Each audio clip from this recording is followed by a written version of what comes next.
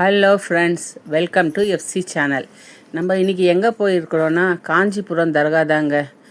சந்தனக்குடம்னு சொல்லிட்டு சரி போகலான்னு பார்த்தா சரி உள்ளே போயிட்டோம். அங்கே பார்த்தீங்கன்னா இதில் தாங்க சந்தனக்குடம் கிளம்பிச்சாங்க ஊர்வலம். அது பார்த்து அப்படியே பார்த்தா ஸ்வீட்டெல்லாம் நல்லா வச்சுக்கிறாங்க. சரி எல்லாத்துலேயும் கால் கால் கிலோவாக வாங்கிட்டு அப்படியே சுற்றி பார்த்துட்டு பார்த்தா கடைங்கள்லாம் இருந்துச்சுங்க. கொஞ்சம் நிறைய ரஷ் இருந்துச்சு.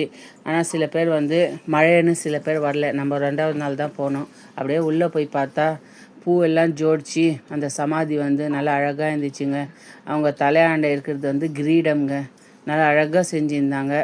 அப்படியே எல்லாமே சுற்றி பார்த்துட்டு அது எடுத்துன்னு போன ஸ்வீட் ஃபாத்தியா செஞ்சுட்டு அது ஏதோ ஒரு ஊர்லேருந்து வந்திருந்தாங்க சாமியாரா, அவங்க எல்லாம் ஃபாத்தியா செஞ்சாங்க. அப்புறமா மேலே பார்த்தா நல்லா அழகாக எல்லாமே கண்ணாடியிலே பண்ணி வச்சுக்கிறாங்க. இந்த டட் தான் புதுசாக செஞ்சுக்கிறாங்க. சந்தன குடத்துக்காகவே அது செஞ்சுக்கிறாங்க. நல்லா சுற்றி முற்றி பார்த்தா நல்லா அழகாக எங்கள் மூஞ்சியெல்லாம் தெரிதுங்க. அவ்வளோ அழகாக இருக்குது.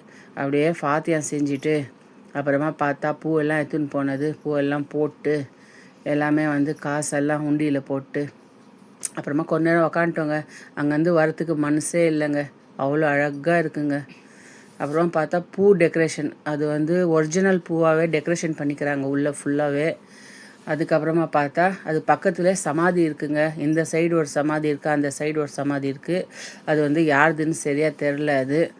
அதுக்கப்புறமா பார்த்தீங்கன்னா அங்கே ஊஞ்சல் எல்லாம் கட்டி வச்சுக்கிறாங்க. அது குழந்தை இல்லாதவங்களுக்கு ஊஞ்சல் கட்டி பிரார்த்தனை பண்ணிக்கினா அது ஒரு வருஷத்துலேயே குழந்தை பிறக்கும்னு அங்கே சொல்கிறாங்க எல்லோரும். அதனால எல்லோரும் பூ தொட்டிலே கட்டிக்கிறாங்க.